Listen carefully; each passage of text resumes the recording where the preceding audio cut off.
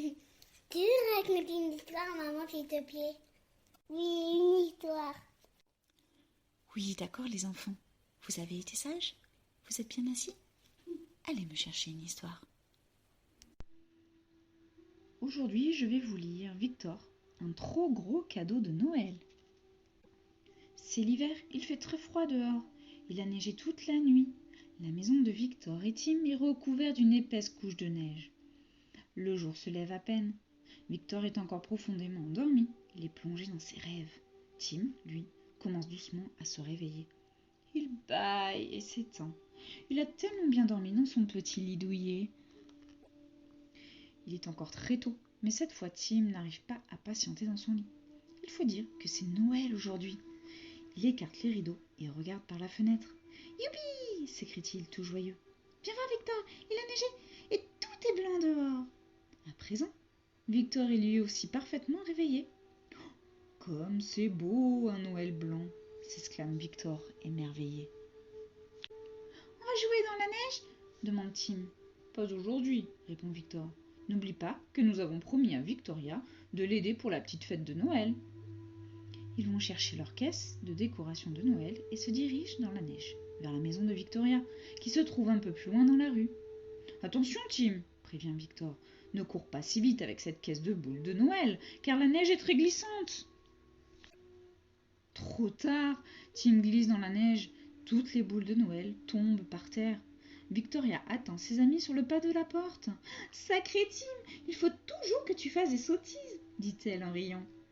Heureusement, les boules de Noël ne sont pas cassées.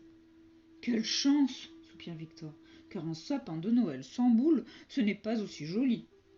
Tim les ramasse une à une. Tim et Victor se mettent immédiatement à décorer le sapin de Noël. Victor accroche de jolies guirlandes lumineuses. Victoria les observe, les réjouit. Le sapin est de plus en plus beau. Finalement, Tim peut fixer l'étoile au sommet du sapin. Victoria retourne ensuite à la cuisine pour préparer un gâteau de Noël. Tim et Victor sont très fiers de leur beau sapin de Noël. Mais Tim est un peu triste, car il n'y a pas encore de cadeau sous le sapin. Tu as raison, dit Victor. Il se rend à la cuisine où Victoria est en train de préparer un délicieux gâteau. As-tu déjà vu le Père Noël, Victoria demande Tim. Eh non, répond-elle. Le Père Noël est en retard cette année. Victor veut aider Victoria à préparer le gâteau. Tandis que Victoria mélange les ingrédients, Victor étale la pâte. Ensuite, il n'y aura plus qu'à le mettre dans le four, puis à le décorer. Le gâteau est prêt demande Victor. Mais non, gros malin, il faut encore le faire cuire, répond Victoria. Victoria place alors une amande dans la pâte. Bah, pourquoi tu fais ça demande Victor étonné. C'est une surprise, dit Victoria.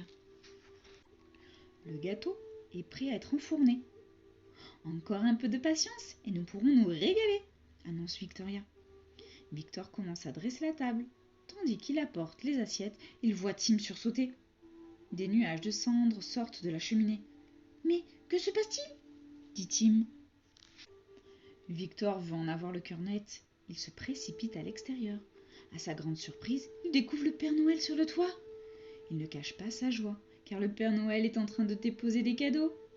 Bonjour Père Noël, que fais-tu demande Victor. Oh, bonjour Victor, répond le Père Noël. Je vous apporte des cadeaux, mais l'un d'entre eux est tellement gros qu'il ne passe pas par la cheminée. Ah, mais ce n'est pas grave, Père Noël. Maintenant que nous t'avons vu, tu n'as plus besoin de les distribuer par la cheminée. C'est vrai, Victor, dit le Père Noël. Alors je redescends. Victor aide le Père Noël et saisit son sac plein de cadeaux. Curieux, Tim vient voir ce qui se passe. Une fois à l'intérieur, le Père Noël dispose joliment les cadeaux sous le sapin. Tim est très heureux de voir autant de paquets.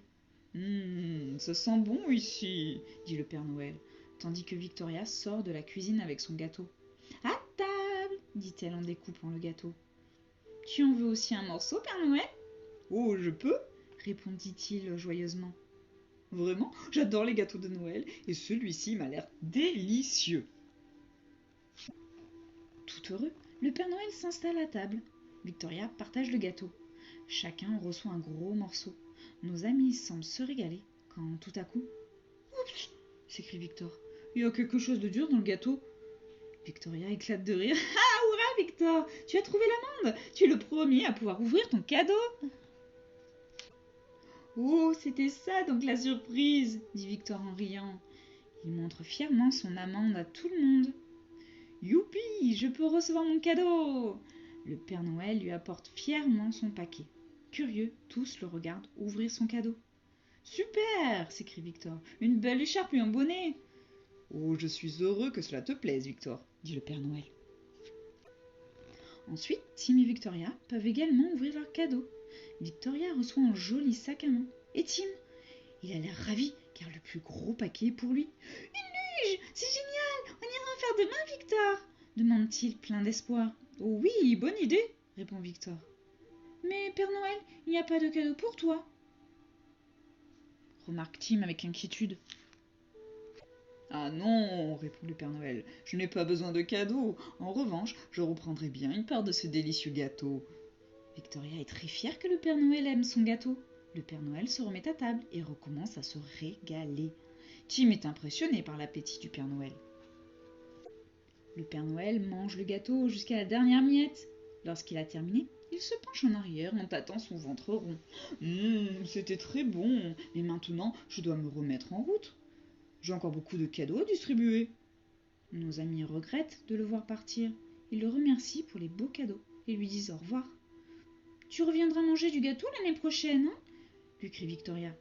Oh, bien volontiers, promet le Père Noël en s'éloignant. Joyeux Noël à tous! Et voilà, l'histoire est terminée, j'espère qu'elle vous a plu. On se retrouve très très bientôt pour une prochaine histoire. Bye bye!